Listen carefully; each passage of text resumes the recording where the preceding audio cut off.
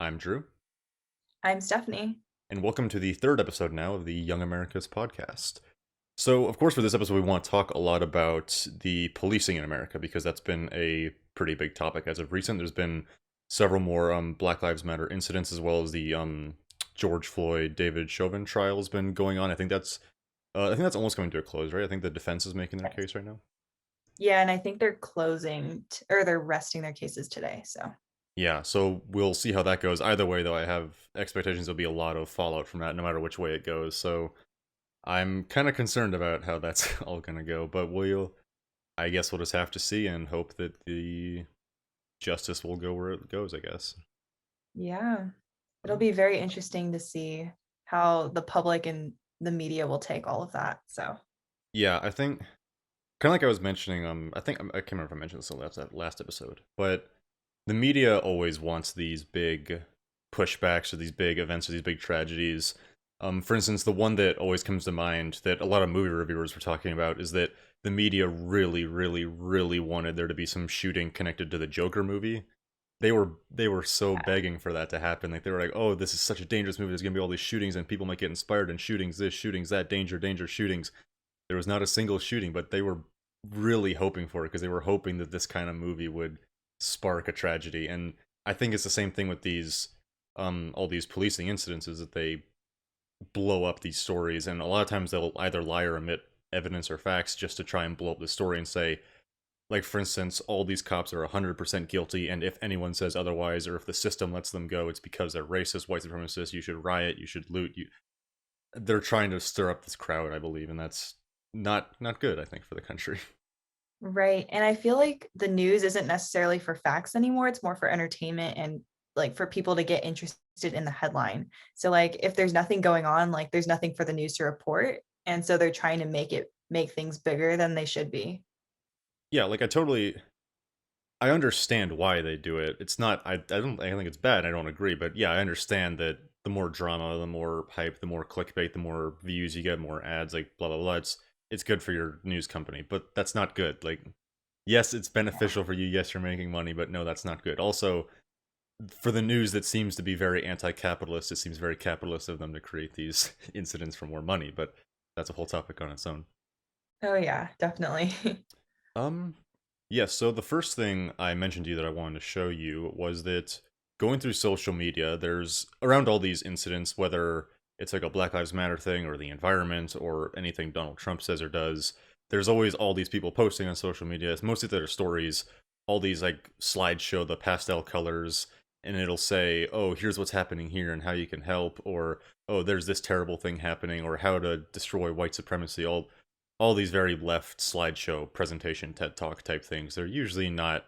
I usually don't read them, and then when I do, I usually regret reading them, and that's why I don't check my social media around anytime there's anything controversial going on. Have you Yeah. do you see many of these on your Instagram, any I social mean, media? I honestly see them a lot, less so now because like my social media is slowly being cleansed away. But I think it's really interesting to get the other side's perspective on how they're viewing events and all of that. So like kind of seeing these slideshows is really interesting. Um, Yeah, it's I don't know. I find it mostly just annoying. I guess I'd say I feel like it's very pretentious, and they seem to think that they're really I don't know, smart. I don't know how it comes off as very pretentious to me, as if they're acting like some kind of professor or they're some kind of like high level thinker. And they're presenting these really in depth, deep arguments, and usually it's either something radically left or something very simple, like saying that black people's lives matter, which yes, of course they do. And so yeah. I don't know. It comes off as very preachy to me. I guess is my issue with it. It just annoys me. Right. Like people are talking at other people rather than starting a conversation and dialogue. Which these like infographic slides don't seem to want to start those kind of dialogues, especially if they're just cutting out the other side completely. Yeah, and so of course, recently, on my social media, there was one posted. It was by Silver Sprocket, I think is how you say it. They apparently, I checked out their account. They seem pretty left leaning, I guess I'd say. And they make it looks like they just make a bunch of like comics and art and whatnot. So I'm guessing they. Oh no, they didn't make this. Someone else made this. I guess it was made by the Peach Fuzz. But Yeah. this isn't meant. Don't go after these people. Like I don't think we have a big enough audience where people are going to go attack these people, but still, don't. We're not attacking these people. We're focusing just on what they're saying in these arguments in here. And so there's this little infographic called "But what about blank? A pocket guide to common pro-police retorts."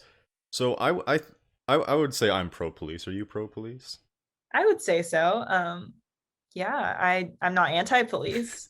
I All mean, right, I because this then they're going to debunk all your arguments right here because they thought about oh everything you darn. might come up with, and they're going to counter Oh, you. Yeah. oh, so fun. So, for instance, their first point here is, but what about domestic violence? So, we don't need the. So, if someone says we don't need the police, you and I would obviously say, but what about domestic violence? We need the police because of that. Well, they say the victims already aren't calling the police. Only 45% of incidents were reported in 2018. And why? They list a bunch, a bunch of reasons, such as they have fear of being arrested themselves, or they might cause murder or harm to their partner by the police, might be retribution by the partner, being bullied, loss of custody of the kids, or their abuser is a cop. At least 40% of police families experience domestic violence because, we got to keep bashing the cops, can't let that go. And they say instead, let's fund safety. Domestic violence is the leading cause of homelessness for women, and 66% of unmet requests for DV services is housing. So it seems to be that their answer is to solve domestic violence, we fund housing. Interesting. Yeah, so Um, what do you say to this? So if someone said, we don't need the police, would you respond with, but what about domestic violence? Would that even be a response that you'd come up with? first of all, I wouldn't like domestic violence is not the first thing I would come up with. Hmm. There's definitely domestic violence is more of a long-term issue that does need to be solved. And with their like wanting to fund safety and housing, I feel like that's definitely a long-term um like solution. But if someone's being abused right away and they're calling the police or they're wanting help, they want something that's immediate. And the police is the reason or like the method in which they can get this immediacy and get that taken care of. Like even if it's just 24 hours, that's enough time for an abused woman to get out and go into a shelter for safety for her and her children. Hmm. So like first of all, that's not like the first excuse that I would give for being pro police, but there's definitely other reasons why police are necessary in those types of situations. Yeah, I totally agree with that. And I feel like the first line they put out that the victims already aren't calling the police, and they say only 45% of incidents were reported. I feel like that's not a great argument in favor or against the police, I guess you'd say, because that's essentially saying, oh, well, like, why worry about this? Because, like, it's not that the fact isn't that the police aren't helping, it's the fact that the police aren't responsible for the fact that people aren't reporting the cases. And so I don't think that if you get rid of the police, that doesn't mean that suddenly more reports are going to come in, I don't think that's going to change the amount of reports. Like, that seems to kind of be not part of the argument. That seems to be more so how we deal with domestic violence in general. I think what you were saying is that these seem like a lot of long-term, just general reforms to how we handle domestic violence, not necessarily the police response. Like, not very. The only thing that seems to be related to the police is that they say that there may be murder or harm to their partner by the police. That seems to be the only thing that's aimed at the police in general. And then, of course, their abuser is a cop thing, but again, I get think that's just our response to domestic violence in general. That's not necessarily the police's fault. So I don't know. This whole thing seems to be very tangentially related. If that, like this one, like you're saying, I don't think this would be our first retort. I don't know why they put this as their first debunking. Right. Yeah, so I don't know. It seems very tangentially related, and it seems that they're trying to focus on a completely separate issue than the police. And like I feel like with the whole their abuser is a cop, their abuser could be a well-known politician and it's Hmm. like the same instance.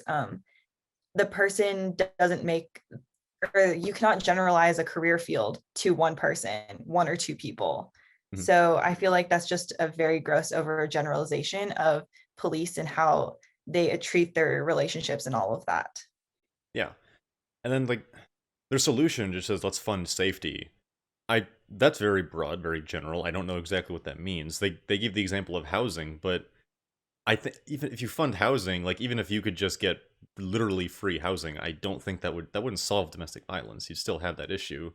Yes, it might help in the long run, but that's not gonna just make domestic violence disappear. That again, like again, it says that domestic violence is the leading cause of homelessness for when 66% of unmet requests for DV services is housing, but then that leaves like 34% or so. So like you're missing quite a bit there. Like yes, you're solving a big part of the issue, kind of, maybe, we don't know, but there's still a Right. huge other part of the, like a third, that you're just kind of ignoring. So I don't know. It seems to be funding safety seems like a very broad general term that I don't know what that means, and I don't know how that's going to solve anything. The housing, maybe that's a long-term help, but I don't know. That doesn't seem like a sufficient response to this. And also, just like a quick comment, funding safety also means funding the police who keep you safe. Yeah. So I don't know what's going on with that, but you do need to fund the police if you want to feel more safe. Yeah, I'm assuming that they would respond by saying that the police don't make you safe and that they're going to hurt or kill your partner or you or her, but no, the police are safety. Whether you agree, like their job is to enforce the law. Whether you agree that they follow that or not, I think they do. But their job is to enforce the law, make sure people are safe. That's their duty. That's their job. And so if they do that job, which they should be doing, of course, not all cops do that, but that should be what you're doing. Then Right. yes, you would have more safety because yes, there is less crime in areas where you have solid policing. Right. All right, so here's the next retort to all of our arguments. Is they say, but what about rapists? Currently, about 0.7% of rapes and attempted rapes end with a felony conviction. Less than one-third of incidents are ever reported to police. Sexual assault is the second most frequently reported form of police misconduct. So yeah, what about rapists is a great question. One that the current system is clearly not addressing. Promising alternatives include restorative justice, community-based sexual assault centers, and focusing on addressing the needs of victims. So, what are your thoughts on this? Oh, um, rape is a very like dark topic. Yeah, I know. And I just want to say like having restorative justice or community-based sexual assault centers aren't going to help when a woman is in a dark alley with a person who wants to possibly sexually assault her or Mhm. and rape her. Like that's what police are for. They're like they can respond most quickly, kind of like the domestic violence case. Like it's rapists aren't going to go away just because the police are not there or non-existent. In fact, they might make them more prevalent. Yeah. Yeah. Like, I don't know, it seems their alternative seems very defeatist almost. It seems almost to be like, well, we'll help the people who have suffered from this, but you're not preventing the issue. Like you're not stopping it, you're just mitigating the effects of it, which seems very defeatist to me. And also their first promising alternative is restorative justice, but you need police officers to carry out justice because you need to go presumably arrest these people. And like you were saying, is that if someone is in immediate need of help, restorative justice isn't going to help them in that moment. It's going to help them afterwards, but I'm sure they would like help in the moment, not after all this has happened. I don't know. This just seems very defeatist, isn't it? It's like, well, we can't stop this from happening, so let's just focus on mitigating the effects afterwards. Because Right. they say that the current system is clearly not addressing this. So does that mean that we tear down the current system, or should we just refocus our current system? Because I don't know, it seems counterproductive to say, well, our system's not addressing it, so let's just tear down the system anyway. And they're also addressing, they're like kind of pointing toward the fact that rapists might be misunderstood and need like psychological help. But some people are just like, while that might be true for some people, it doesn't justify their actions or the fact that they're in the action currently for like with the victim. And I don't, it still has nothing to do with necessarily police because these things happen whether or not police get involved. And when police do get involved is when they're able to be stopped. hmm So, Um, and again, similar to the last point, they mention, of course, how few cases are reported, like the less than one third of incidents and all that. Like again, to the last point, that seems also a bit tangentially related or a bit defeatist. Is like, well, people aren't reporting these, therefore we don't need the police. But no, what we should have is people reporting them. We should encourage people to report them, and we should get ways and find ways to make sure that they're reported so the police can handle it. It's not, the issue isn't that they're not being reported, therefore we don't need the police. That seems very, again, counterproductive, kind of defeatist. I don't I don't like that kind of mindset where it's people aren't reporting this crime, therefore we don't need to enforce, like we don't need to stop them. Well, I think they do think we need to stop them, but I don't know, removing the police because people aren't reporting this to the police, that line of logic doesn't work for me. I don't see the through line there. And I also feel like there was a point I wanted to make about how like, oh yeah, people aren't reporting rape to police because of like the slow, wow, I can't talk today, because of such a slow like response rate. But I feel like that's where we need more funding, because more funding provides more opportunities for your cases to get resolved and for this rapist or this criminal to get put into jail or get taken care of so that you're never in harm's way again. So like wanting to defund the police actually defeats the purpose and actually victimizes victims even more. Yeah, definitely, because there's a lot of reasons of why that happens. Like you're stretching the police force more thin; they have to deal with more crime, and less police mean that there likely will be more crime because there's less chance that you'll get caught or stopped or whatever. And so, yeah, it does give these people opportunities to get away or to commit their crime without being interrupted. It less police is going to lead to more crime, and then that only makes it worse because the police get stretched thinner. That means that they can respond less, and it's just a never-ending cycle. And so, yeah. On to the next point they bring up. They say, but what about public safety? No one is saying that there won't be someone on the other end of the line when you call 911 in an emergency. The goal is not just to eliminate the police and leave people to fend for themselves. The goal is to make the police largely obsolete and maintain a much smaller, specialized department to respond to events like home invasions or active shooters.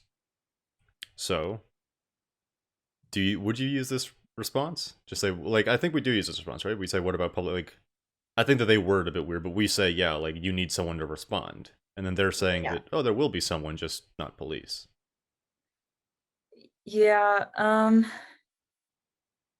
Honestly, I based on the statistics of like neighborhoods, even in like the most urban areas, there's surveys that say that people feel most safe when there's police like active like not activity, but like surveillance, police surveillance Mhm. around the area, because it cautions people away from doing crime.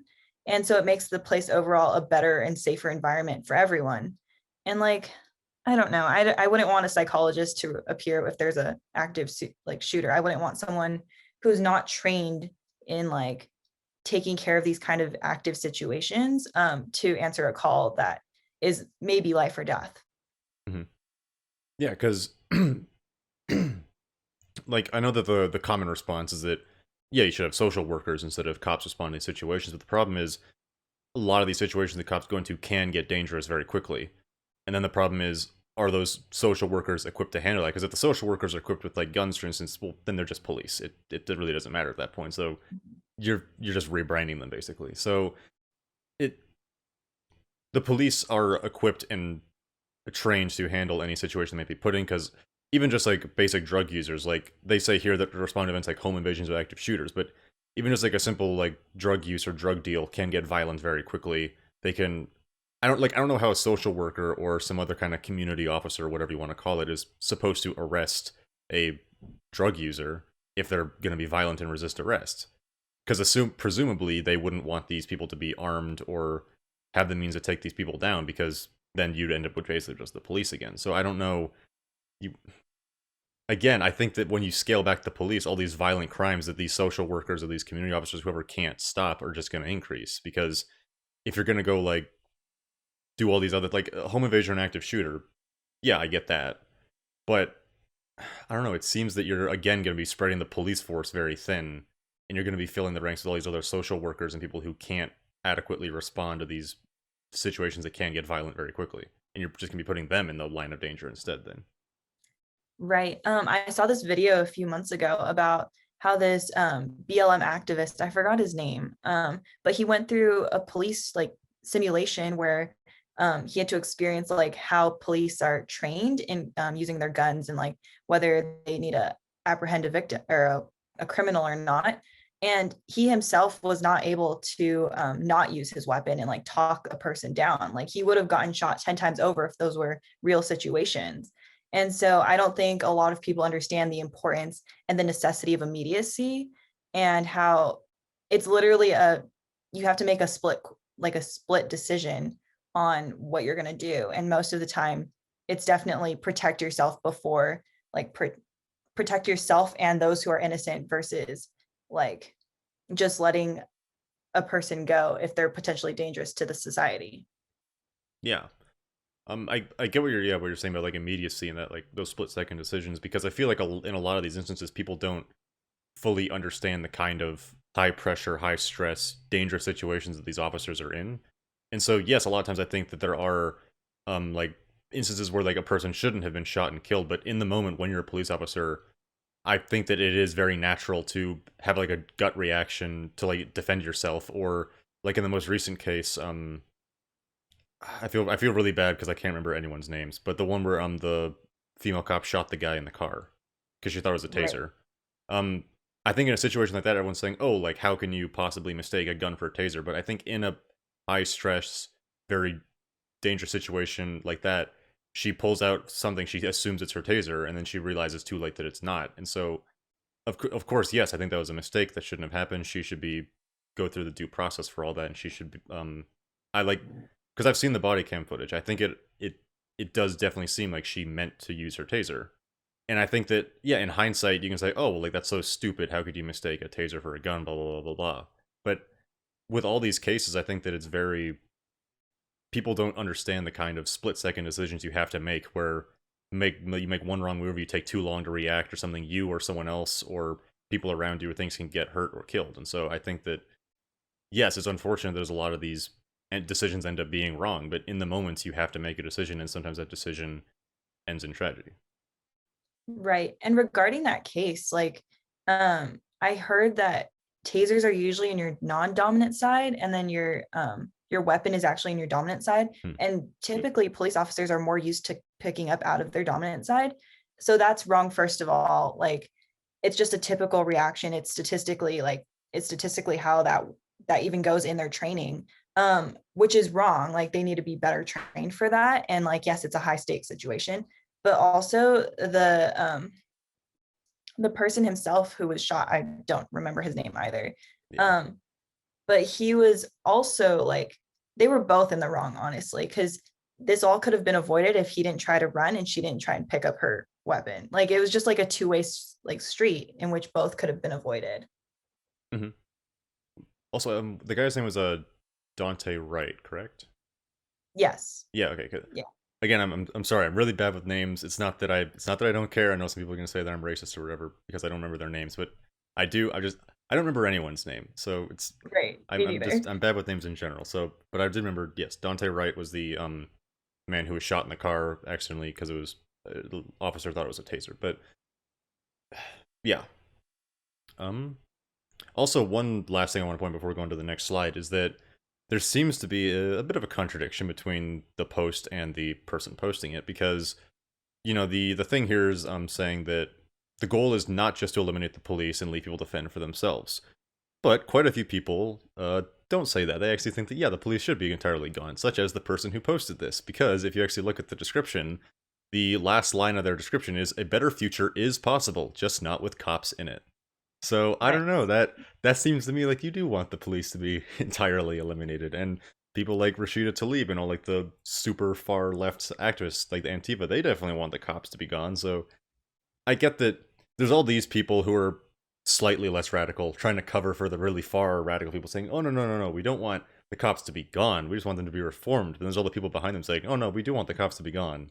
And so I feel like they have to cover for them to be like they're they agree with the sentiment, but they're trying to cover for how kind of crazy some of the people are. And Well, I think yeah. I think sane, like, most like less radical people, I don't know, I think they know that it's impossible to get rid of cops completely. Yeah. So I feel like saying less police would make it more reasonable compared to having no police, because that's actually virtually impossible. Yeah, and that's why I think stuff like defund the police gains much more traction than people calling to abolish the police, even though I don't know, like people don't decry the abolish the police people as much as they should. They almost kind of cover for them where especially they give it like of a I don't know. I can't think of any specific examples. I need to research it a bit. But like, whenever someone's asked about, oh, like, should we abolish the police? If they're like a politician, their usual answer is, well, I think there's a lot of problems and blah blah blah blah. But I think we should like defund the police. But like, we still need some. Like, they give a very kind of lukewarm answer. Like, I agree with the sentiment. Like, their hearts are in the right place. But let's be realistic here. And I think that's what they want to say. I think a lot of people do just want to defund the police, not remove the police, but they have to kind of go along with the remove the police thing, kind of like give it a little nod, just because they know that the people who want to remove the police are the very far radical, angry Twitter mobs that will come after them if they don't fully agree with their agenda. So I think they at least have to kind of make a little bit of a nod towards them so that they don't get canceled or get come after. So like, it's I feel that there's a lot of people who don't want to remove the police, but they have to at least make that overture to the radicals who do want to remove it. Yeah, and especially regarding politicians, it's just kind of ironic that they also promote defunding the police when they're the ones who are most protected by police force or like special security detail. Mhm. So it's just kind of, and they're like behind walls as well. So it's like interesting how they want to leave a lot of their public out exposed to dangers of the world when they themselves are protected by the very people that they want to defund. Yeah, like if they wanted to address like police retorts, they could have brought that one up in this. But spoiler alert, they don't. Because yeah, that's a good point. I think that's one that like I see a lot of conservatives, people on the right, even like just like moderate people bring up is that yeah, all these people calling to abolish the police are usually pretty rich and pretty wealthy and live in gated neighborhoods with armed security of their own or private security and all this and that, or they're politicians who have like a full like armed guard with them at all times. So yeah, it seems like it's a little bit like, oh yeah, like I'll get to keep my stuff, but you guys don't get to keep your stuff. So, it's because those are the ones who benefit from the police the least. It's the ones who are living in like very poor, violent neighborhoods that have a lot of crime that want the police. But then these people who live in areas with virtually no crime protected by security 24/7 are saying, no, we don't need the police because they hurt the people in these poor neighborhoods. But the people in the poor neighborhoods, I think, aren't on board with that mostly. I think they're the ones who want the police more than anyone else. Yes, exactly. Um, well, we can move on to the next one. We spend a little bit of time on this because the next Yeah. retort is, but what about violent crimes? So this seems Yeah. very redundant because I feel like we've had three iterations of this now. But they say 96% of cops' calls don't involve violence. Their time is actually spent responding to noise complaints, traffic citations, and other non-criminal issues. Most officers make just one felony arrest a year. So the notion that cops spend their days catching bad guys and stopping active violence is just not accurate. So, what are your thoughts? I have to think about this one for a second. I Yeah, so kind of like what I was saying, it seems very similar to the other ones because they brought up domestic abuse and sexual assault and all that, and that seems like that's also a violent crime. So they seem to be doing the same kind of iteration. They seem to be saying the same argument multiple times. Because I feel like if you just said violent crimes, it already incorporates the other two. So right. I don't know, but like it says that 96% of cop calls don't involve violence, but you still need the cops to be able to respond to violence. Because yes, they're not going to be going out there stopping bank robbers and like terrorists all day. They're not going to be doing that. And so, but I don't think that means, oh, just because they're not responding to violent calls all day means that we don't need them to respond to violent calls. Also, Right. you don't know if a situation's going to get violent. So like you might walk into a situation not thinking it's going to get violent, and suddenly someone shoots at you, then suddenly it becomes violent. And so you can't know ahead of time whether it's going to get violent or not. And yeah, police serve more roles than just stopping bad guys. Like yeah, they are the ones who go out and address noise complaints and this, that, and the other. And I would, again, I don't have the statistics, but I don't think there's a huge epidemic of cops shooting people during noise complaint checks. Like I don't think that just because the cops might be a bit over prepared to respond to noise complaints doesn't mean that they can't. Like, why not? They're meant to Right. protect the community. They're meant to serve the community. Why not? Like, I don't see why they can't respond to noise complaints or why they shouldn't respond to noise complaints. And then traffic citations as well, like those things can easily get violent. That's where most of the violence comes from, actually. Mhm. Like based on what I've seen, I don't know about statistics necessarily, but that's based on what I've seen, like all the traffic citations just getting pulled over. That's where cops are most in danger of using their weapon and of getting a violent person like to attack them or like just attack the community around them. And I feel like just generally police are made to be or um, to help keep the community safe. And even something as simple as traffic citations can make a safer community because it keeps people against breaking the laws, like breaking a speed limit, breaking, I don't know, the stoplight, which is something that could easily kill people. I don't know. This is very redundant. It's just hard to like say the thing, like to say the same things over and over again. Yeah. So I don't know. I guess my biggest case is that just because officers aren't constantly responding to all these super deadly, violent, big threats doesn't mean that they can't do other things in their like I wouldn't say their spare time, but the time that they're not using to respond to all these threats. I don't know. It seems very. I don't know. I'm not a huge fan of this argument. I haven't been a huge fan of any of these arguments, but I'm not a huge fan of this argument either. And I don't know. I'm not seeing a good reason why they shouldn't be responding to the stuff that they're not giving a good reason why they shouldn't. I'm guessing. I guess they say. No. Um. So on to the next retort. So they say, what about crime prevention? A 2019 joint investigation from USA Today and the Marshall Project found that the number of police officers doesn't correlate with the city's crime rate.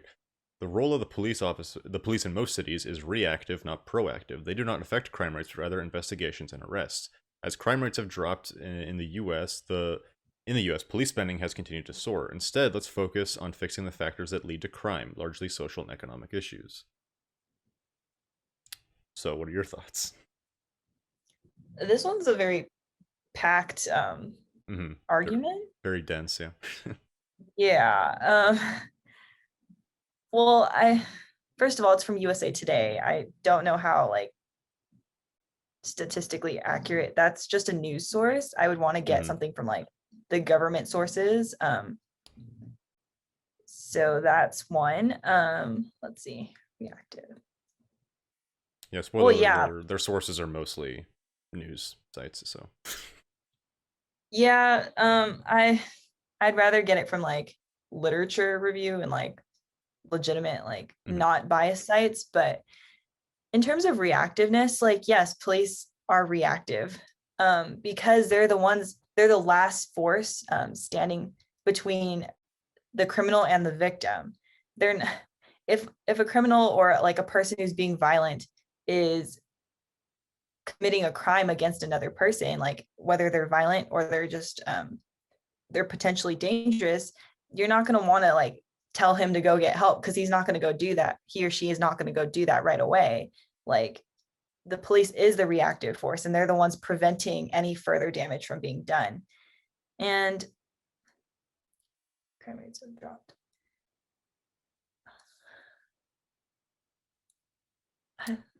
Well, yeah, because like they say there, so it says, I think you're reading the crime rates line.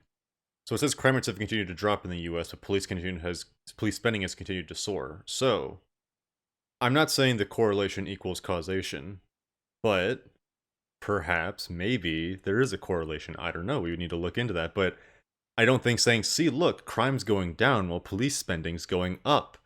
Naturally, as a response, I would immediately think, well, are those two connected? Because it seems to me like they might be. So, again, I'm not saying that Yeah. they are, because I would need to look in, because correlation doesn't equal causation, but to me, it seems to be a case that those two are maybe connected. I don't know. Yeah, I was thinking about that too. I didn't know how to like say it. Mhm. Yeah, I definitely, if we look at I think it was California where they like defunded the police for like a little bit by like a few $1 million or so. I don't know the exact numbers or whatnot because I don't Mhm. live there anymore. But one of the first departments to go were the ones that are the first two arguments regarding rape, violence, domestic violence, and all of that. So, like, if you're decreasing spending, then naturally crime rates would increase because you're not giving them as much attention to like the cases that actually matter to individual people. I don't know. It's just like I Mhm. feel like it could be like we'd have to look at the correlation, obviously, Yeah. and see, especially different cities. Obviously, cities differ as well. Like Vegas is going to have a different crime rate from like Chicago or Detroit or LA even. So it's just I feel like that's just a very like it's a very general statement to make. Yeah, I would agree. It's kind of just an overgeneralization, but I think the another thing that I find kind of curious is they said that the role of the police in most cities is reactive, not proactive. But does the nature of just having police in general already not deter criminals? Like, is that not a proactive?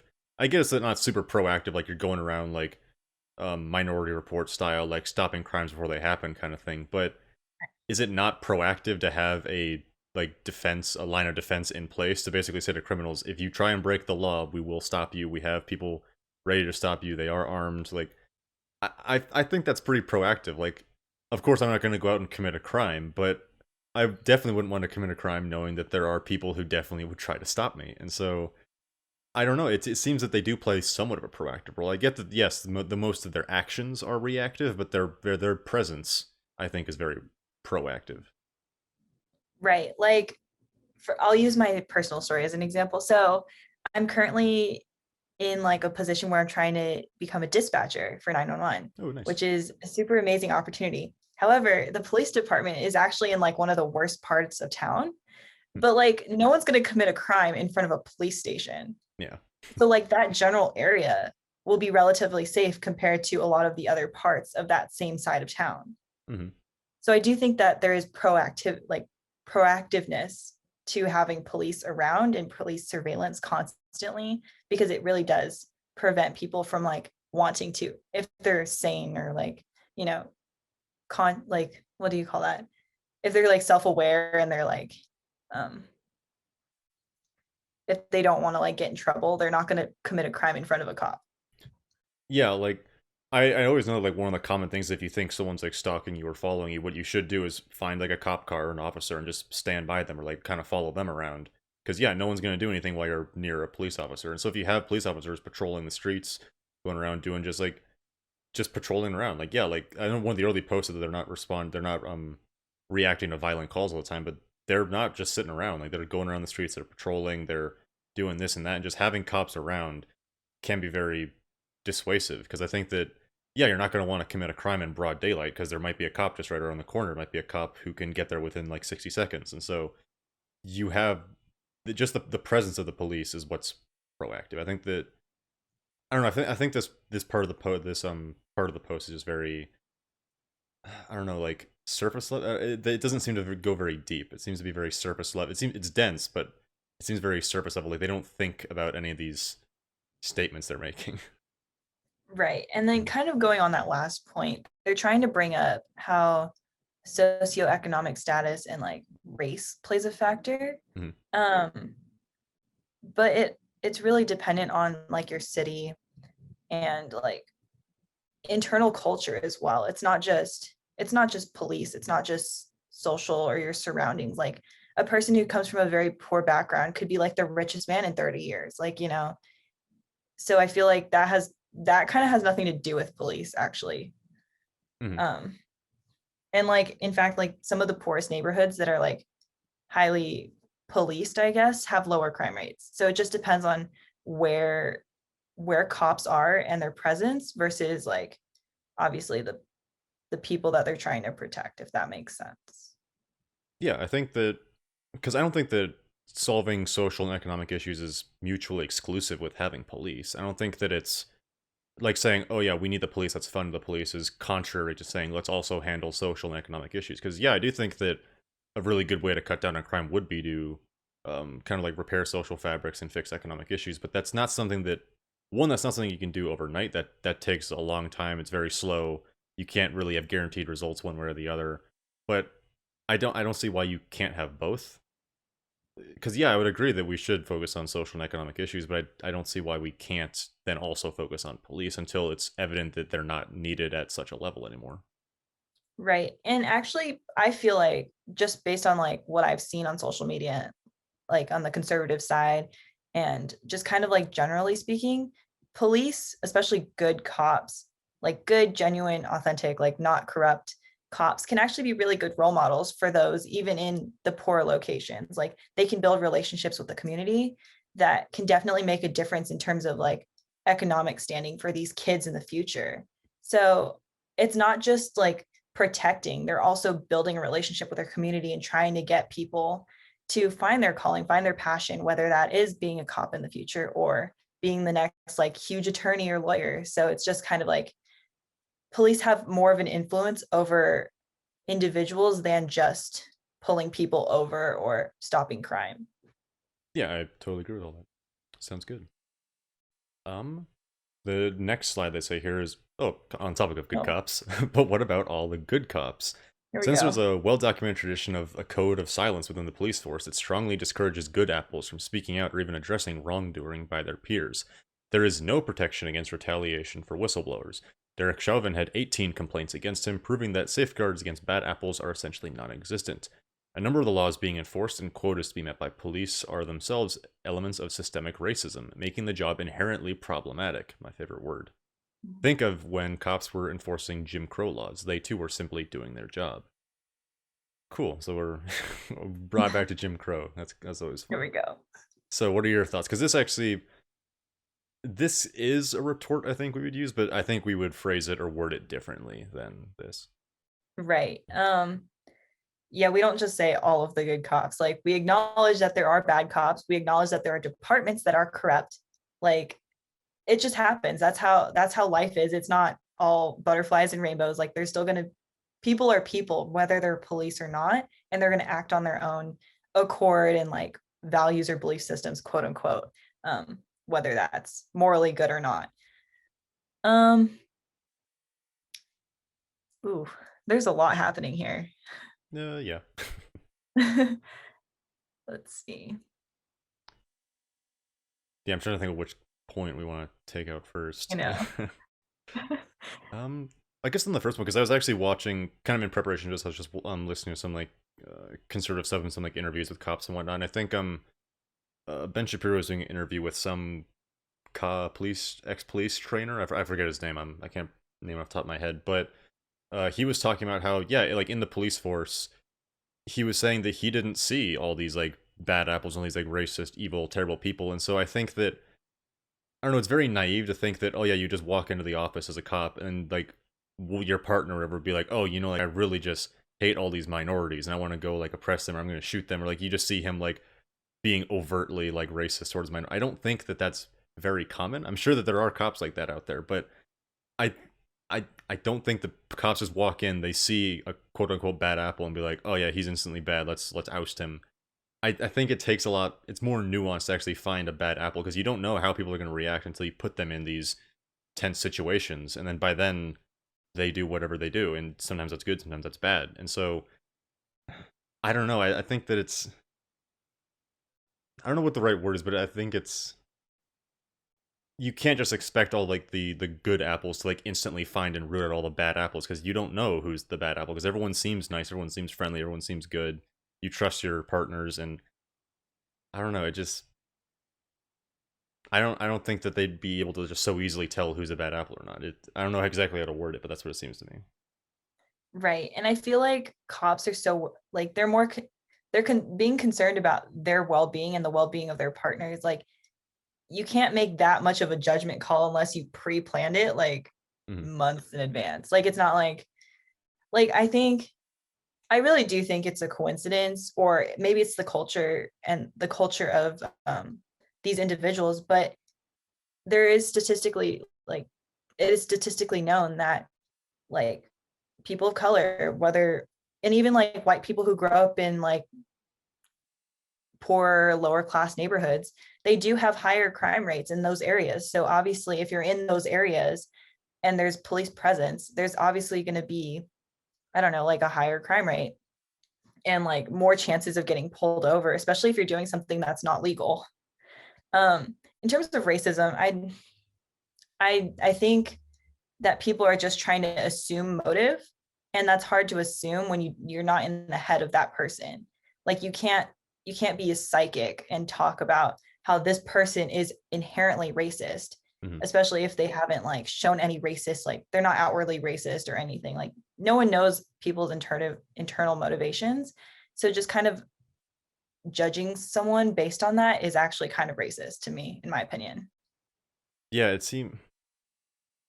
it's always hard to tell whether a case or a shooting or this or that was ever motivated by racism because it's very hard to prove because yeah, you have to actually know their intentions, and it's very hard to know someone's intentions, especially when it's in something like a tense situation or a split-second decision, like a like I don't want to say like it's a like a battlefield decision. Like it's very hard to assume intentions in a spot like that, and so I don't know, like just yeah, like you were saying, is it just because some like a white cop shoots a black man, that doesn't inherently make it racist? And I think that you're right. It is kind of racist to just say, oh yeah, like they must be racist because why else would you shoot a black person? Because you're just making judgments based on everyone's skin color. You're ignoring all the context, just saying, oh yeah, of course, black, white. I'm judging on skin color. This is a racist incident. You are a racist.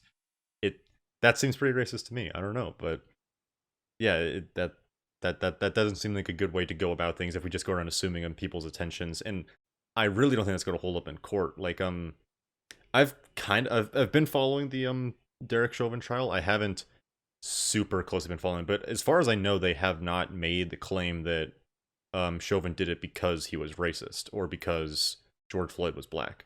I don't think that claim's been made because that claim would be remarkably hard to make in an actual legal setting, because I don't think there's any evidence to really show that Chauvin was doing it because George Floyd was black. And of course they're going to say, oh, well, it's because of the systemic racism in the police and like just America in general or the police in general hate black people and there's this stigma. But you, unless you can definitively prove that, we can't really use that as evidence. And I don't, frankly, I don't believe that, honestly. So I don't know. You're going to need to do some serious um digging to find evidence of racism before we can just say it's racism, because assuming people's intentions is very dangerous, I think. Right. And I feel like just like assumptions in general is what causes our divide in our country in the first place, like just generally overall.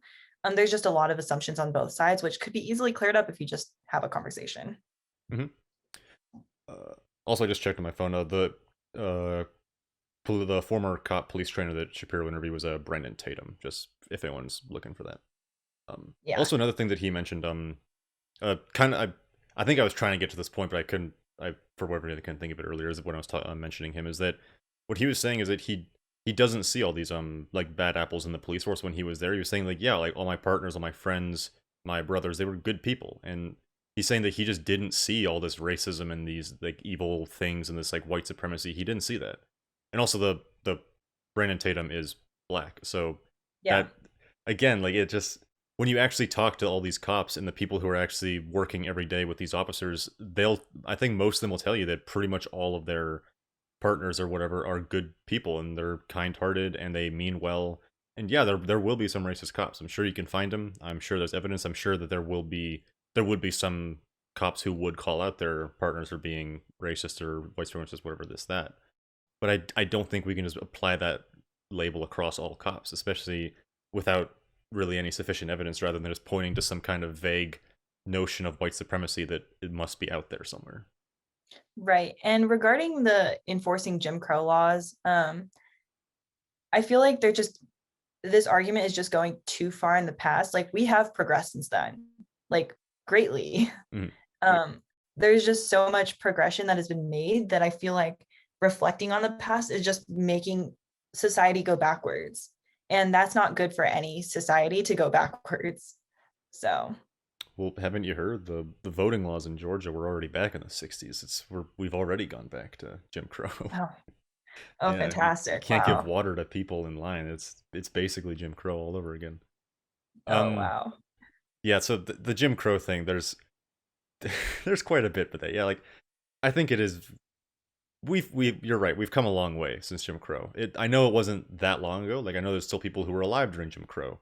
Certain people who are Right. still in politics who were alive and in politics during Jim Crow. And so yeah, I know it wasn't that long ago, but I think we have come a long way. I don't think that America now is the same as it was 40, 50, 60, 70, 300 years ago. I think we've definitely progressed. And so I don't know. I think that you'd again you would really need to bring up some evidence that stuff is like Jim Crow. I think that you can't just say, "Oh, well, see the cops here are doing what they're told, but in Jim Crow they were also being doing what they were told." So it's basically the same thing. Like I don't think it's a good argument because that'd be essentially like I don't know, like if like some like soldiers were in a war and they like made like kind of a bad judgment call, and they'd be like, oh well, you know what, the Nazis were also soldiers, just follow.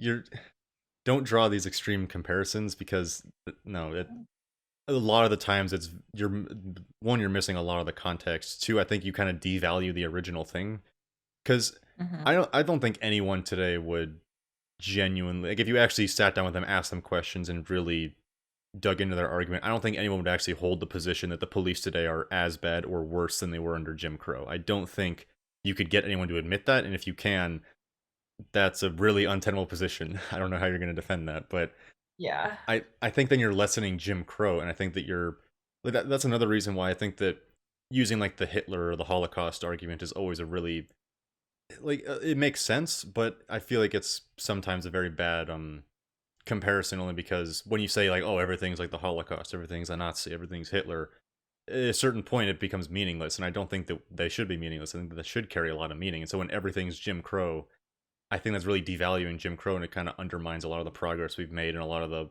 hardship and suffering that actually happened under these things. Right. Also, one quick note on the Derek Chauvin having 18 previous complaints. Cops get complaints all the time for a lot of Yeah. things, and usually it's because they're arresting someone and the person doesn't like that they got caught or they don't like that they're being arrested. It's a similar thing as to when, like a lot of times, kind of like I know this is a meme, but like the Karen asking to see the manager because they're upset that the system or the law or whatever is being used against them, and a lot of they can be legitimate complaints. Like I don't know what his complaints were. Like maybe there was like a serious complaint, but just the fact that he had complaints in general doesn't immediately make him a bad apple. Like I think that I don't know if this was a local news story, if it was a national one, because I can't remember if it was by Seattle, kind of where I am, or if it was a nationwide thing. But there was this one cop who had zero complaints, and that was like a massive, amazing thing because he was like the most friendly, genuine, nice, kind-hearted guy you would ever meet. Super friendly, just this amazing person, and he was like the only cop to have zero complaints just because he was so nice and friendly. And so I think that yeah, a lot of times cops can get complaints just because they were rude during an arrest, or because you didn't want to get arrested, or because you're just mad that they got caught, or this or that, or so I don't know. I would need to see the specific complaints and see if any of them were actually like serious big problems because I don't think just having complaints in general automatically makes you a bad cop or a bad person or anything. Like if you were a worker at McDonald's and you got like 30 complaints, but it's just by people upset that I don't know, like you don't sell this item anymore or you couldn't give them this change or whatever. I don't think that makes you automatically a bad worker. And so I think that like this is a case where we'd really need to see the individual examples. Right. Definitely. And I think what a lot of people need to remember, like everywhere, is that cops are people. They're not perfect. They're gonna have moods. They're gonna have days. I Hmm. mean, that doesn't justify like crimes that they've done or like Yeah. bad things that they've done. But if if there's a complaint about getting a ticket one day, like, and this cop was like having a bad day, like obviously if you were breaking the law and you get a ticket, like there's nothing to complain about. You just happen to get caught on the wrong time, like at the wrong day on the wrong time. Hmm. And you just have to acknowledge that you did wrong, but like that doesn't warrant a valid complaint. Yeah, totally. Um, I guess we move into the next slide here. So this one says, so this is kind of going back to a couple slides ago we mentioned this, but what about the spike in crimes in cities that have defunded the police? First off, the mission of the police abolition relies heavily on making them obsolete through investing in programs that help eliminate the need and root out the cause of crime. This does not happen overnight. Second, looking at NYC, there are many more factors into play here, including but not limited to early release of 2,500 inmates due to COVID, probably not a good decision. The court's not functioning as usual due to COVID. Crime historically spikes in summer months, increased tension due to historic unemployment, and the effects of an ongoing pandemic. So basically, COVID is at fault for everything. Yeah, I was about to say. Well, the summer months makes a lot of sense because psychologically speaking, the hotter it gets, the more easily your temper is to rise. So like people just get angrier easily in the summer, And people are out more, which yeah. is probably yeah. Um, but yeah, I mean, we were mentioning they really need to put these in order, Yeah. first of all. Because I feel like we're just going back. And there this person is establishing the mission of police abolition, which is basically refuting their want to saying or their previous statement saying that they want to just like reduce police. So now it looks like they want to get rid of police completely. Because yeah, it says police abolition rules, so that doesn't sound like police defunding rules or Right. relies, not rules. Yeah. Um, but yeah, like yeah, they were talking earlier about the crime rate. It's like, oh, like less cops doesn't mean more crime, but then here we have an example of less cops equals more crime. And I know they're saying, oh yeah, it's not going to happen overnight. Eventually, we'll get all the systems in place and this that. Well, then why didn't you get these systems in place before you defunded the police? Because it's almost like you defunded the police as a knee jerk reaction to the social movement.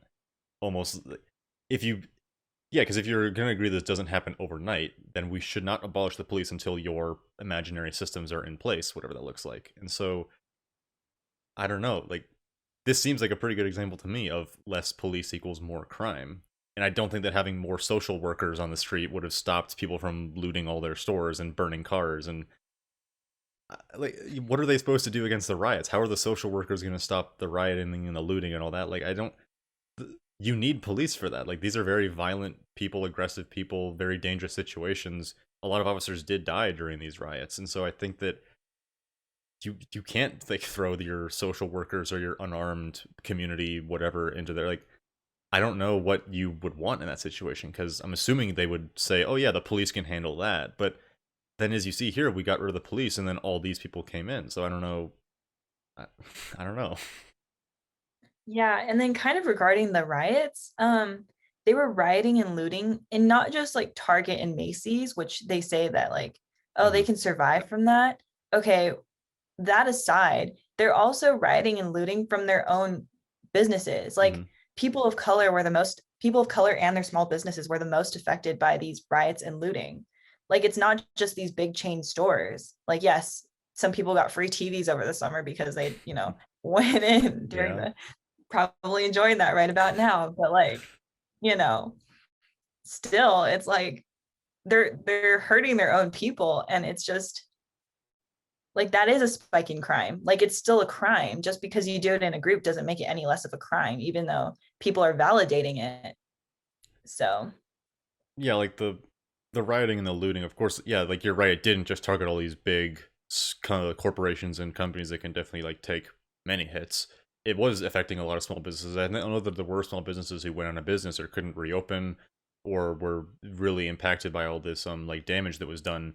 Because yeah, they don't care. Like the rioters and the looters, I don't think they're actually doing it because they care for whoever the most recent person that was killed. Whatever it always changes, but right. they're not doing it for them. I don't think you go and loot a Target because you want justice for George Floyd. I think you looted a Target because you're angry. There's a lot of chaos, and you can get a free TV out of it. So I don't. Yeah, you're not looting Target for social justice. You're looting Target for selfishness, and kind of like also to your point about like minorities and like these people being more affected by this is you're right. Like I see this a lot is in like especially like a lot of the um like anti-capitalist kind of stuff is it's like, oh yeah, smash up all these stores and break their like big corporate like buildings and whatnot.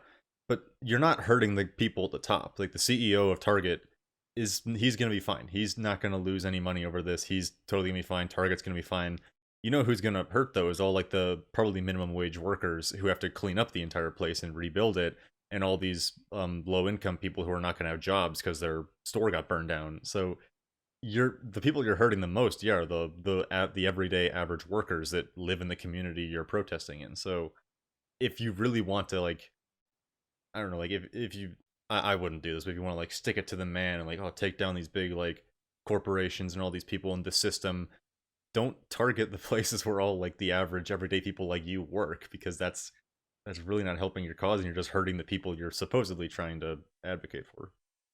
Right. And kind of like going off of that, like, well, don't target. But also the CEO guy is probably in his mansion surrounded by security detail. Mm-hmm. Like he's not being affected at all. He's just watching one of his stores burning, go, that's fine. Like I'll build Yeah. another one like tomorrow. But yeah, it's just crazy how like I just don't understand the point of rioting and looting. Mm-hmm. Like I get it, protest, peaceful protest, fine. I'm all for it. Like that's your First Amendment right. Do that. Yeah. But when it comes to like violence and you're hurting people and people are dying because of your quote unquote like cause or mission, like that's not okay. that's a crime and that should be dealt with by police.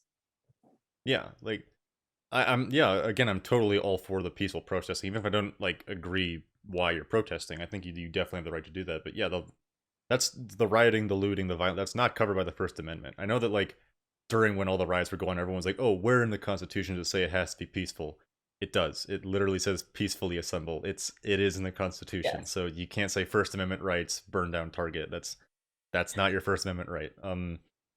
So yeah, that's I think the big takeaway is that well, I think we've kind of gone off the main point here because they were talking about well, I think because we already kind of covered it, but Yeah. the big takeaway is that if you want to advocate for justice or social justice wherever you want, don't burn down Target, don't loot stores. You're just hurting the people you're trying to advocate for. The people who actually are at the top don't really care, honestly. They'll put out a tweet saying Black Lives Matter, but it they don't really care. They're just pandering to you guys so that you won't burn down their stores, but you still will. So Yeah. I think I saw the one image where it was like well there were a couple of these I'm sure, but it was like a big like an REI kind of type building, and how it's like oh like Black Lives Matter, like all this like pro like Black Lives Matter, social justice kind of like sayings and posters and like whatnot, and it was all looted, like completely destroyed. So it's like you can try and pander to them, but they don't really care. They're not here to advocate for Black Lives Matter. They're here because there's chaos and they can capitalize on it. So Exactly. mhm. uh going on to the next one. No, this is the last one. Yeah, it's just their sources, and yeah, as you can see here, news, Washington Post, New York Times, USA Today, Politico. So I'm not seeing any primary sources here. I'm seeing a lot of secondary sources. Also, most of these are opinion pieces as well. So Yeah. I definitely want to see like actual factual sources. mhm. Then they might be able to make a better argument. I was looking up some like factual whatchamacall sources. Like I brought up like officer deaths by year and like the police shootings database. Actually, if you go to the police shootings database on Washington Post, so if it's biased, it's definitely biased, not in our favor, but they do show that there were more unarmed white men shot than unarmed black men since 2015 because that's when their database started. And so Right. I know that that's definitely a counterpoint that people bring up as they say, oh well, like there's more white people shot than black people. I think that because this is a statistic, so you can't really deny this, or unarmed, I should say. But so you can't really deny this. But then what they always say is, well, yes, there might be more numerically, but it's disproportionate compared to the population. So they can agree on that. But then there's another contrary statistic: is that these like the people who are engaging with the police more usually commit crimes more often, and there is a disproportionate amount of black people committing crimes. That's not saying anything about black people. I'm just saying these are the statistics. Right. Wikipedia tries to. I was looking at Wikipedia. They try and console us. They say, well, yes, it is true that more minorities commit crimes, but it's due to this, this, this, and it's basically like racism, social inequality, economic issues. And so I think that I don't think it's controversial to say that that happens. I think where the controversy comes in is saying, well, why do these people commit more crimes? And then if they're committing more crimes, it's likely going to be that um if you commit more crimes, yeah, you're going to have more run-ins with the police. And so I think that's where the disparity comes in from. So yeah, if you want to say, if you want to have an argument about where the disparity is, I think the disparity should lie within the crime rates, not necessarily the amount of people getting shot by the police, because on a pure numbers basis, white people are getting shot more because there's more white people, so of course.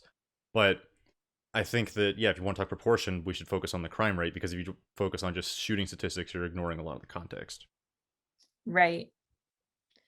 Let me also see here, because so as you can see, since 2015, I'm looking at their database right now. If you just look at the males who have been shot by the police, since 2015, there are 5,937 males that were shot by the police. That is 96%. 4% of that then would be women. So, do you think that the police hates men? That's a good argument. Yeah. It looks to me like the police has a serious anti-male issue that we should really be focusing on. Although the police force is generally male dominated, so do men just hate other men? Like, Yeah, self-hatred. yeah. And then I don't know that yeah because this is a very similar argument. I know race and sex aren't the exact same thing, but like when we look at the statistics where 96% of men or 96% of the people shot by police are men, we don't immediately say, oh, it must be sexism. I'm sure if it was the other way around, everyone would say it's sexism because if it was 96% women, I don't know how that would happen, but if 96% were women, then I'm sure it would be sexist. But then, of course, when you look at that, you say, okay, well, why are men getting shot at a much higher rate? And then if you look at the crime rates, it's because men commit much more crimes. I'm much more likely to commit a crime than you are, probably. So, just statistically Yeah. speaking, we're again, this is all just statistically speaking. We're not saying that because you're a man or because you're black or because you're this, you're more likely to commit a crime. That's not what we're saying. We're saying if you look at the numbers, statistically speaking, more men commit crimes, more men get shot by police. Those two are probably connected. They are connected. Yeah. And so that's all I had for the Instagram post. We went a lot longer than I thought we were with that. But Yeah. if you want to Um, stick around for a little bit, we could talk just generally about the police force being racist at large and that kind of whole argument. let's do it. Yeah. So a one that the it, the whole like defund the police ACAB, that whole thing is based on is that the police are inherently fundamentally broken or racist or this that or the other. So what do you think? Are they? I'm assuming I know your answer, but do you think they're fundamentally racist? No. Obviously the history shows that they had to, obviously during Jim Crow, if you want to bring up like that kind of argument, there were times when that was in existence more prevalently, but inherently racist. You're talking about an institution as a whole that has changed.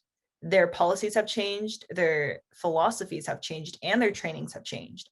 Mhm. So, and based on how generations are raised currently, it's virtually like rare. It's rare for police as a whole to be inherently racist. Like that would be an individual person. Like you can't just generalize to the social group. You have to individualize each person case by case. And yes, while individual people might be racist and they might also be a cop, you can't say that the entire police force is racist. Yeah, I think it's kind of sad that we have to say yes, there are good cops and yes, there are some racist cops. 'Cause I think it should just be common knowledge that of course yes, there are some racist cops, and I wish they would afford the same back and say yes, there are some good cops, but there are some people who won't say that. And so I think yeah, just the idea that America's cops are just inherently racist is I think that yes, because the common argument is always, oh well, the cops have historically enforced Jim Crow and this and that and the other, but that's not the fault of the police because that's the fault of the laws.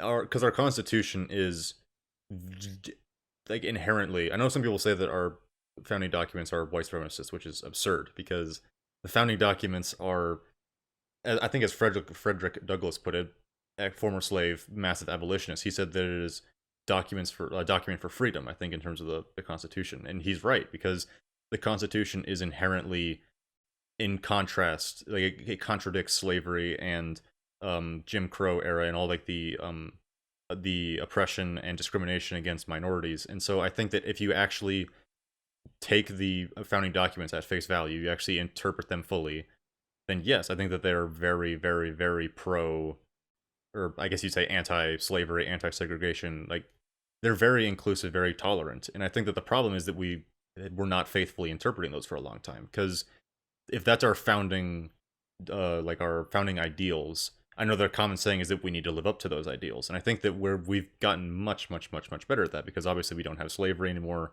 don't have Jim Crow anymore. We have reverse segregation now in a weird way, but that's a whole other debate. Um, Yeah. yeah, but like I think yeah we've gotten a lot better. And it's not the police's fault because I don't want to say oh it's yeah they were just following orders because that's a terrible excuse. It didn't work at the Nuremberg trials, but they just it's not that with the problem was the laws. The laws were broken. The laws were designed to be segregationist and oppressive, and the laws were the problem. And we fixed the laws. And our police have, I think, definitely grown and evolved. Like I doubt that any police officers today were around enforcing Jim Crow laws. I think that the generation of officers that were around then are gone. I'm assuming maybe there's like one guy still like in charge of a police department somewhere. I don't know, but I think that they would at least be generally gone, especially the cops on the ground out on patrol were definitely not around enforcing Jim Crow. And so Oh yeah. yeah, I think that I think we've moved past that. I know that some people would strongly disagree and say that we're still in Jim Crow, but I think we've moved past that. I think we've gotten much better. We're going to continue to get much better.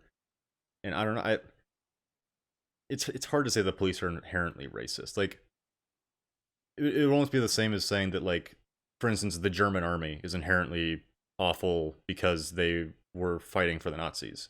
So yes, Right. they were at one point, but they're not anymore. The government changed, their laws changed, everything's been restructured. They're no longer a force for evil. And so I think that we can move we people can move past things. Just because something started out one way or it was one way at one point doesn't mean that it can't change or that it hasn't changed. I think that it's really selling all of our progress short to just say, oh yeah, we're still in the same spot we were like 50 years ago. Yeah, I definitely agree. And like considering how people think police are inherently racist, and there are a diverse amount of police. There's Black police, there's Asian Americans, there's Hispanics. Like, are they racist against themselves? Like, Hmm. how does that work in terms of racism? And where does the argument fall in with their line of thinking? Because police, being a cop is actually like, even though people say like blue lives matter, like that's not an argument that people like that liberals or more left-leaning people like. Hmm. um it's it's just as ingrained, like the get being a police is like, it's like an ingrained like desire to help society. It's not something that anyone can just do. Yeah. And I feel like a lot of people just don't realize that. Um, it's not easy to just say, like, hey, I'm going to go sign up to go to the police academy and I'm just going to pass all these tests and all these physicals. And like, suddenly I'm a cop and I can do whatever I want. Like, no, that's not how that works. Like, you have to have that drive, that motivation. And that's where being a cop is actually part of one's identity instead of just being a career or like a job. Hmm.